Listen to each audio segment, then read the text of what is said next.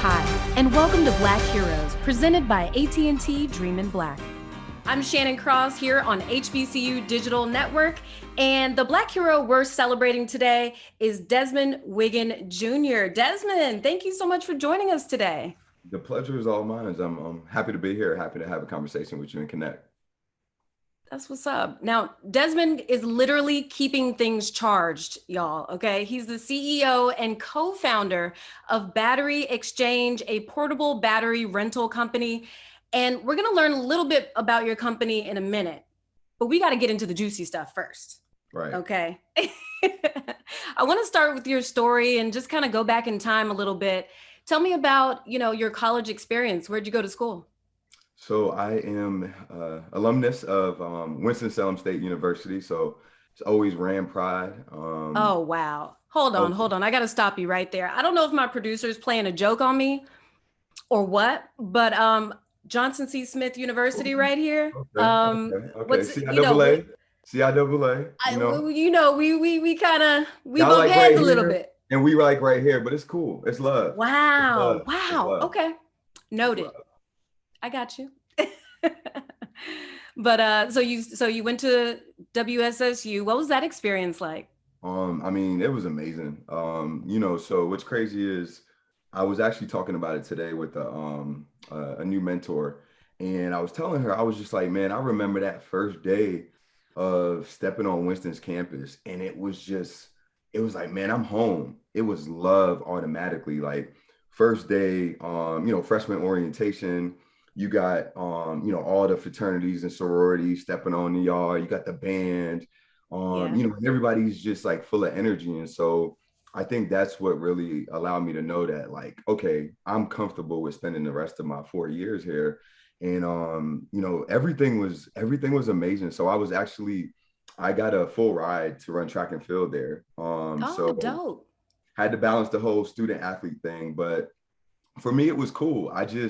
I was also always like really, really focused. So I would be like, Thursday through Friday through Saturday, going out, partying and stuff, and still getting in for 6 a.m. practice, and still getting up for 8 o'clock classes.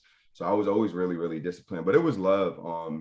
I love the opportunity to connect with people that came from where I came from, the type of communities that I came from. A lot of us share the same mindset of just like being first generation, college students, trying to change the legacy and the trajectory of where we were and where we wanted our family to be. So I loved it, man. It definitely made me the man I am today. And where are you from originally? So originally from New York, but Okay. I spent, high school in Charlotte, North Carolina. So that's where I also live now. Oh, okay. So Winston-Salem was kind of in your backyard then. You were like ready. A little bit. Actually, like, honestly, I didn't really get exposure to HBCUs until I moved down south. Like when I moved down south, I remember my, I did middle school here too. It was my 7th grade math teacher. He went to FAMU. He was a Q, and he was just like, yo, you got to go to a HBCU. And I'm like, yo, what is that? I didn't really know. And then when he started to tell me, my best friend, one of my best friends, his dad went to Central. And so I kept getting more and more exposure to like what HBCUs were all about. And then I was just like, yo, that's going to be me. That's going to be it, after, when it's my time. Now, are those Greek letters I see in the background over your shoulder? Greek letters that are important. A Phi A all day. Alpha Phi Alpha, that's what's up. So you found some time in between schoolwork, track and field to also pledge. What was that like, just going through that process? Like what made you want to become part of the National Panhellenic Council? I think for me, it was really seeing the brotherhood that I kind of was the only child growing up, like me and my brother were 10 years apart. So it was seeing the ability for like my older bros, their connection with each other. It was just like, dang, y'all didn't come from the same mom, but y'all holding each other down. And, I was just like, man, that's what I want to be a part of. I want to grow. I felt like going through that process allowed me to mature as a man, mature as a professional. I always joke with my advisor, that was my alpha advisor. He was just like, man, when you came, Like you know, like it, you just were completely different. I completely shifted. I completely molded into a whole nother person, you know, having presence, being able to, you know, handle a room, speak in front of people. Like those are all the things that they forced me to learn and be comfortable in. And again, like that's what I do in and day out. So I attribute a lot of my growth to the frat. That's amazing. That's amazing. How would you say WSSU, prepared you for what you're doing now as an entrepreneur?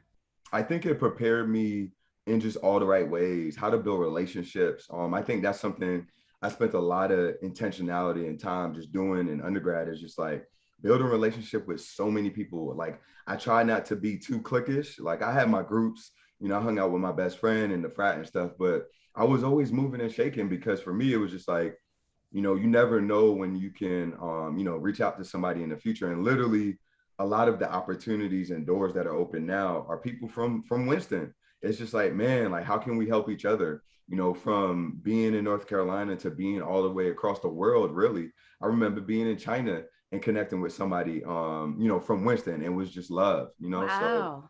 yeah, That far away. yeah. That's nuts. Now, what brought you to China? So I wanted to, you know, I was working corporate. I like got inspired being Jamaican, and seeing so much influence of Asia and China. And I wanted to learn how to connect with those individuals because there were some things that I wanted to do in Jamaica. And I wanted to grow in technology, and travel and see the world. So I actually got into an MBA program that allowed me to go to China for 2.5 years. Wow. So when was this? What year was this? This was 2016 to 2018. Yeah. Okay. And you graduated from Winston-Salem when? 2012. 2012. So 2012. Okay. yeah. Cool, cool. So was it your experience in China that inspired your company that you have now? Oh, totally. So I was working for a firm out there, you know, in between like Shanghai and Beijing, getting immersed to, you know, I mean, AI, robotics, the sharing economy, all of these different things. And then I knew I wanted to really dive into it full fledged. And then me and my co-founder were just inconvened one evening after traveling. We were stuck with a dead cell phone. And it was through that like anxiety, that frustration, you Yeah. know, not having my lifeline. And then lastly, it's like we couldn't get home because we needed to use an Uber app. Like it's called Right. DD. It's like, how do I get home? And so we were just like, why isn't there a more convenient way for you, you know, for you to charge your cell phone while you're on the go if you don't have a charger with you? So that's founded on Battery Exchange. Wow. So at what point did you realize, man, we got an idea. Like this is going to be something. Yeah, honestly, it was like a few weeks of just working on it from that experience. We Okay. started to like what they call customer discovery, just asking people about their experiences. And Okay. then we started to also just really understand that there were millions of people that were running into this and just like, hey, I just walking around with a dead cell phone or bothering somebody else or just like running, you know, with that inconvenience. So I was just like, yo, this is gonna be a big deal. And then coming back to the States and putting it out into the market and seeing a lot of people gravitate and just be like, man, this is a lifesaver. We need this. And then hearing horror stories of like parents not being able to connect with their, you know, kids because they're careless and stuff. And so I was just like, yo, I think we're on to something. Let's keep going. What were some of the resources that you used just to get started? Because a lot of people have good ideas, but then they don't have the tools to execute it. Yeah, I think one of the things that I do continuously is I pitch my tail off. I get into these pitch competitions and you know a lot of times you're pitching for, you know, 2,500, 25 grand, 50 grand. And it's just like, man, that's Mm. a lump sum of non-diluted capital that doesn't come out of equity that could really be invested in your company to, you know, allow it to you know, grow. And then I think another thing is just always being a network junkie. I always try to put myself in different spaces with people that either I could help or they can help me. And like sometimes it just comes along to where when I have a need, I know who to call on. Launching a business in general is tough, right? It's not something you can just wake up tomorrow and do. But in your experience, would you say that the tech industry is a little bit more challenging? And if so, what kind of challenges have you faced? A lot more challenging. You Yeah. know why? Because like along the lines of the support that you get from people that look like you, a lot of times I'm in spaces where ain't nobody looking like me. So like even Mm, we came from China and we had a company that was a product company in the IoT space.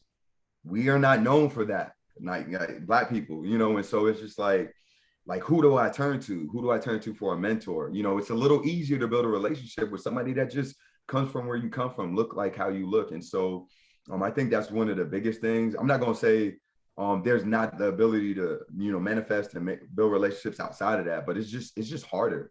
You get yeah. into spaces and you feel it. There's this preconceived opinion on who I am, how I'm going to articulate where I come from. Am I good enough? And I got to tear down that barrier before they even listen about my product, and so those are the things that are difficult. And then tech, like it's a lot of money involved, like you got to raise some really, really big capital. And I think any individual that wants to get into this space is just continuous practicing on your craft, being a student, like, seeing how you could continue to be a subject matter expert in this technology world so that you, when you're in conversations with investors or advisors or whatever, you can defend your vision, you can defend your narrative. And a lot of times it's just the strains and the grains of the grind. But I feel like also anybody can do it, to be honest. Like there's coding boot camps, there's different things like that that you can get your reps in, to where all you got to do is have a good idea and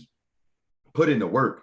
What we have built is a product not only for people like you and I, people that are really, really old, people that are really, really young, because what we do is we keep them connected to things and people that matter to them most, right? And what we do within that is, providing this charging solution for free, right? So you don't have to pay for it. It's a free solution that offers safety, security, and convenience. And then to take it a little bit deeper, what we do is we use those data insights to help businesses grow, to help businesses, cater and understand who the individuals are in their spaces. And are there any new developments coming about in the weeks Oh yeah, ahead or always working. yeah, So man, we're working on an Intel partnership right now to put some like nice. data IoT things in our kiosk machines. I'll tell you the biggest thing that's in the works right now is we just launched at of course one of the best HBCUs around the land, Winston-Salem State. And Wow. we want to continue to grow and Yeah. offer our product and solution to many other universities. So like if I had to ask, or just what the next few months, years look like for us, like going and having our product on campuses, offering this solution to students, staff, and faculty, but Okay. HBCUs specifically, but all universities across the nation. So that's kind of what's in the work. And then working on like some wireless charging solutions, about to launch some other big partnerships. So it's a really, really cool time for us to be coming through this COVID environment, and so many opportunities for us to grow. And what year is this of you running Battery Exchange? This is 2.5. So we've been in the game for 2.5 Wow. years. A lot has happened. We've been blessed, man. Like blessed, That's amazing. blessed. Yeah, blessed. In And just two and a honestly, half. 2020 was a wash because we weren't in the market. We had raised some capital just to build out the product and the technology and stuff. So really like a year and a half, to be honest, just being on the grind. Wow. Okay. Okay. So what was that like just navigating the pandemic? I mean, we're still in it. Yeah. A lot of people are saying post-pandemic, we're still in it. Mhm. And a lot of businesses didn't survive, Yeah. but here you are.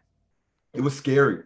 It was so scary. I mean, there's days because, as a CEO, you gotta believe, you gotta share the vision, you gotta have them believe, your team and like the people and stuff. And so for me, it was like I got so connected to like God and just like who I am, and like really focused on my mental health, because it was just like, if I could make it through, we gonna make it through, because I'm gonna always find a way, and so it was tough, but we I'm glad we made it through that darker time. And honestly, we pivoted from a B2C concept to a B2B model that is actually opening up more doors on a revenue side for us. So it was actually like a blessing in disguise. Speaking of that pivot that you mentioned, I'm going to pivot to a little speed round questioning. No pressure, but we're Good. going to do a little this or that. Okay. Donda or Certified Lover Boy? Donda. Donda. What?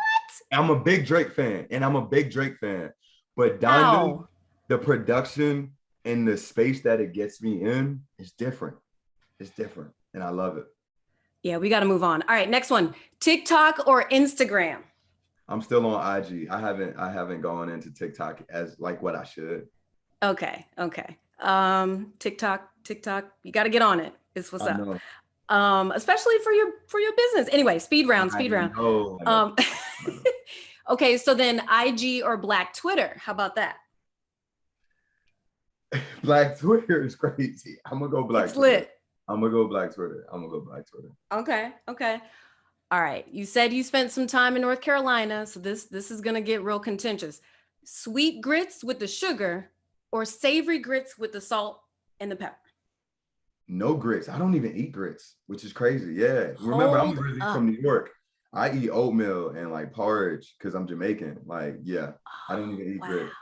Wow. Okay. Don't even eat. You know what? We can't even be mad at you though, because you didn't say one or the other. So like, Okay. I didn't choose.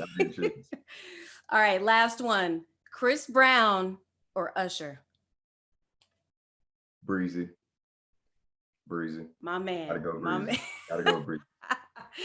That's what's up. I got love for Usher now. I got 7 o'clock. Yeah, but yeah, Chris Breezy. Got to. I should have made you do the little dance. Right. Next time you gotta pay for that. Right. Stay tuned. Hey, you want to shout out your business, any of your social handles before we get out of here? Yeah, definitely. So on Instagram, on Twitter, it's battery exchange _ and exchange is XCHANGE. And then my personal is worldwide wigs _ WIGGS on Instagram and Twitter as well. Dope. Thank you so much, Desmond, for joining us today. Until next time. Inspired? You should be. AT&T has continued their commitment to HBCUs with the launch of AT&T Dream in Black Rising Future Makers. Connect with the inaugural class of 25 HBCU students and watch them rise at att.com/dreaminblack.